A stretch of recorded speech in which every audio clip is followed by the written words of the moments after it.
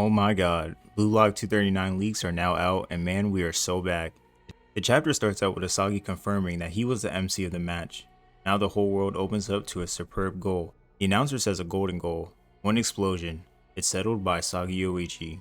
We see Moonchen celebrating their win except for Kaiser and Ness, who seem to be in total shock from Isagi's goal. Even Noah and Snuffy look shocked. It makes sense for Kaiser and Ness to be shocked. Ness was completely useless all game, and Kaiser has now been defeated by Isagi. Has been a crazy turn of events since the Manshine match, and now we will get to see what will come from this current match. We then see Aiku and Nico on the ground, saying that they are really good and too crazy. Nico is then looking at Isagi and Hiori, who are also still in the field. There's excitement and victory coming from the Moonchen side as everyone huddles around Isagi and Hiori to congratulate them. Nico says that it is impossible because both of them moved without looking at each other at the last moment and connected that play. That is simply impossible without a perfect match of field grasp ability, image of the play in the mind, and each other's ideals. It goes to show how epic this goal really was. Though it didn't seem like a super goal, Hiori and Isagi basically did what seemed impossible and were able to sync with each other all the way until the last goal. They were so well in sync that they didn't even need to look at each other. We have not seen anyone else have this much chemistry yet in Blue Lock. We then see Lorenzo, and he says that they were hit with amazing coordination. This is a concept outside of perfect design, the sharing of ideals that transcends logic. They managed to succeed in that gamble at this critical moment. It's a win for those crazies. He even says that he will give $1 billion for that goal. Lorenzo understands that their play was a concept outside of design. They couldn't pair up and use a strategy to defeat Ubers. They needed something even better. Two shared ideals that goes over logic and rationality and perfect coordination. They went for a huge gamble and it worked out for them in the end. We then see Baro as he is just gritting his teeth on Isagi, while we then see Ness, who looks completely horrified. He is looking over at Isagi and Hiori in complete surprise. He says, "What was that just now?" Moving without looking? What kind of sync is that? Gross. Too gross for such a chemical reaction. But is that Yoichi's magic? Ness can't even comprehend what Isagi and Hiori just did right now. Once again, he is completely shocked by Isagi's skills and just cannot react to them. Ness was an embarrassment this whole match, and it only serves him right to be this way after everything he did since the beginning of the match. As he is still processing the win, we then see Kaiser screaming loudly near Ness. He is completely frustrated from what transpired, and I think he is the same as Ness. He cannot believe that Isagi was able to figure out a double coordinated play where he and Hiori didn't even look at each other to find one another. This level of chemistry is unheard of, and now Kaiser has lost his spot as the king of Moonchen. I'm sure he will bounce back though from this, and can't wait to see him even more during the PhD match. We cut back to Isagi and Hiori as they high five and are still in enjoyment. Isagi tells Hiori, "Amazing, as expected, buddy. Your shot made me realize if I fake that, a moment of opportunity will be born on the field. If we believe in that moment without looking, we should be able to imagine the same goal. Thanks for going along with my ideal." Isagi confirmed it here. In chapter 235, when Hiori took the shot for himself, Isagi had realized then that he could find an opportunity for himself and have Hiori find him on the field. From that moment, he knew Hiori would be able to imagine the same goal and give him the ball at the best moment. Hiori then tells Isagi, so that's how you use expectations. Isagi questions him, and Hiori tells him that it's not about facing each other. It's no good if one side tries to match. It's a relationship where you can only believe in each other towards the same future. That feels good to me. I feel like I found a new way to live, thanks Isagi. Hiori has now gotten past the expectations of others and can live freely due to Isagi. Isagi tells Hiori, "Yeah, let's go to the top of the world," and Hiori says, "No, I'm going to quit playing soccer with Isagi." Isagi is confused and says, "Huh?" Hiori says from now on he wants to reduce soccer as the world's #1 striker. Hiori wants to be his own creation. Isagi just says Hiori, and Hiori tells him he was planning on quitting, but with such a goal and knowing the pleasure of the matches and his desires, he can't just quit. If Isagi isn't able to understand his ideal, then he should be prepared to be shaken off. Wow, Hiori. Isagi says, "Ha, you're surprisingly very sadistic, aren't you?" Hiori says, "I'm extremely sadistic. Remember that." It seems the philosophy of ego has fully resonated within Hiori, as he says he wants to be the #1 striker himself. This was very surprising, as Hiori was always a shadow trying to fill everyone else, but now he has found his original ego and wants to be a creation as the world's #1 striker. I didn't expect Hiori to be like this, especially after all that talk about quitting. Now it seems official, and we will see how Hiori will do as his own product. I'm actually excited for this because he won't just stay as Isagi's partner all the time, and instead will allow Isagi to grow to a point where he doesn't need a partner to score, and he can just do it willingly. Hiori says his life is now starting to revolve around himself. It's come a long way.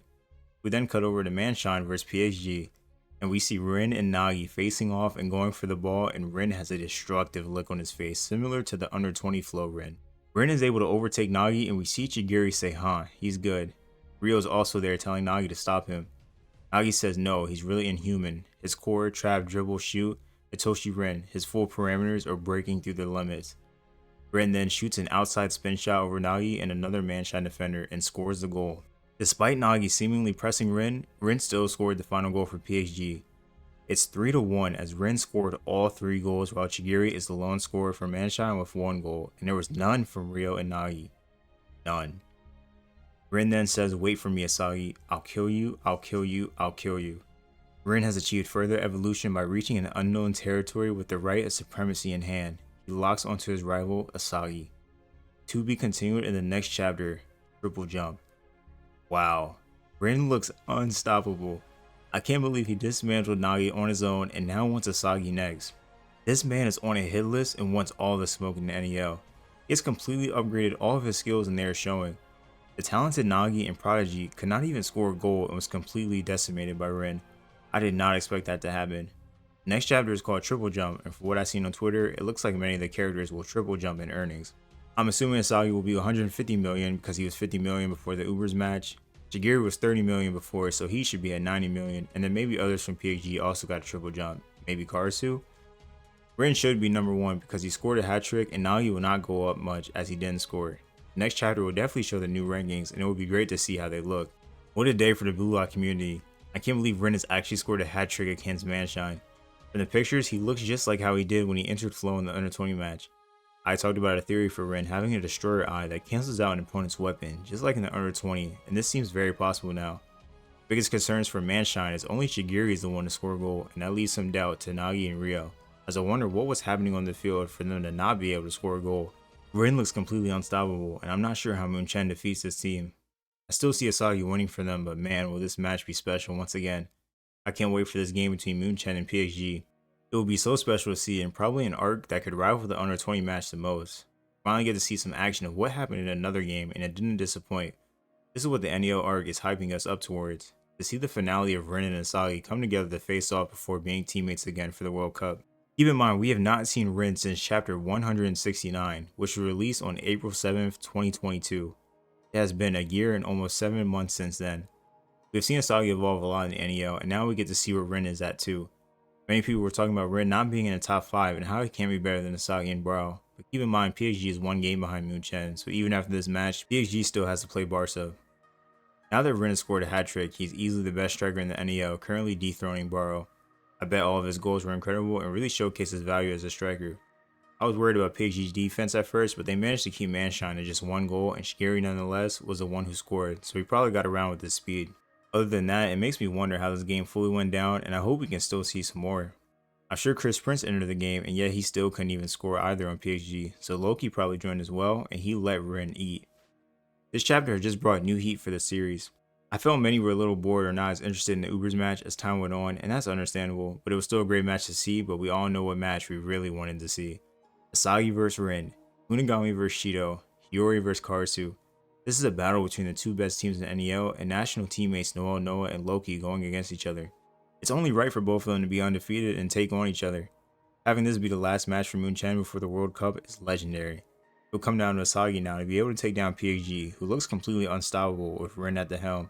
With this game, it leaves us many questions still, like what will go on with Moonchen now that Isagi is the new king?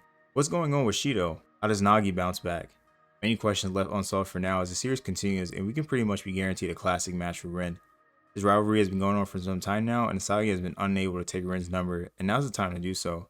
If he wants to become the best in the world, it only makes sense for it to be against Rin, the one and only.